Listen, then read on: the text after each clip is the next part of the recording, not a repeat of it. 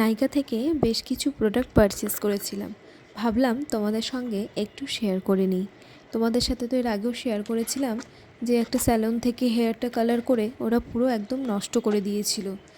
তাই বেশ কিছু শ্যাম্পু আমি ইউজ করেছিলাম, বাট এই যে শ্যাম্পুটা তোমাদের সাথে আমি শেয়ার করছি, এটা আমি এর আগেও একটা ইউজ করেছি। ইউজ করার পর জানো তো চুলটা না ভীষণ সফট হয়েছে, খুব ভালো লেগেছে। তাই ভাবলাম যে এটারই একটা বড় শ্যাম্পু অর্ডার করে নিই, আর ভাবলাম রিভিউটা তোমাদের সঙ্গে শেয়ার করি। আসলে আমি আগাগোড়াই লরিয়েলের শ্যাম্পু ইউজ করি, আর এই লরিয়েলের এই যে শ্যাম্পুটা রয়েছে না, গ্লাইকোলিক গ্লস, এটা না আমার কাছে ভীষণ ভালো লেগেছে। তোমরা কারা কারা এটা ইউজ করেছো আমাকে একবার কমেন্টে জানিও তো। আমার তো ভীষণ ভালো লেগেছে, জানো তো চুলটাকে না ভীষণ সফট করে দেয়।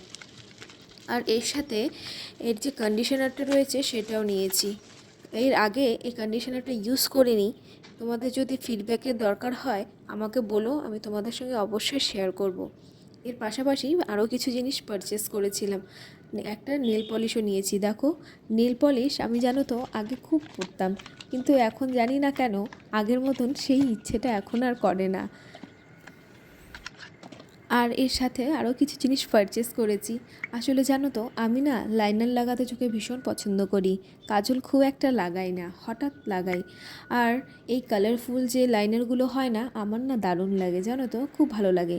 এর আগে আমি ফেসেস কানাডা সুগারের ইউজ করেছিলাম, এবার ভাবলাম নাইকারগুলো একটু ট্রাই করে দেখি। নিয়েছি, জানো তো ভীষণ সুন্দর। হাতেও আমি ট্রাই করে দেখলাম, ভীষণ পিগমেন্টেড আর লং লাস্টিংও। এর পাশাপাশি নিয়েছিলাম একটি লিপ বাম। উইশকেয়ারের এই লিপ বামটি আমি অনেক রিভিউ দেখেছি, দেখার পর না এটা পারচেস করলাম। জানি না কীরকম হবে, আশা করছি ভালোই হবে। তোমরা তাও আমাকে একটু জানিও, হ্যাঁ, তোমরা যদি এটা ইউজ করে থাকো। আসলে দেখতে পাচ্ছ আমার না চুলগুলো একদম ভীষণ ড্রাই হয়ে গেছে, ভীষণ ফ্রিজি হয়ে গেছে। আমার চুল না জানো তো এরকম একটা ছিল না, আগে খুব সুন্দর ছিল। আসলে এই কালার করে চুলগুলো না পুরো নষ্ট হয়ে গেছে। আর হ্যাঁ, ভিডিওটা কেমন লাগলো জানিও কিন্তু সবাই। টাটা।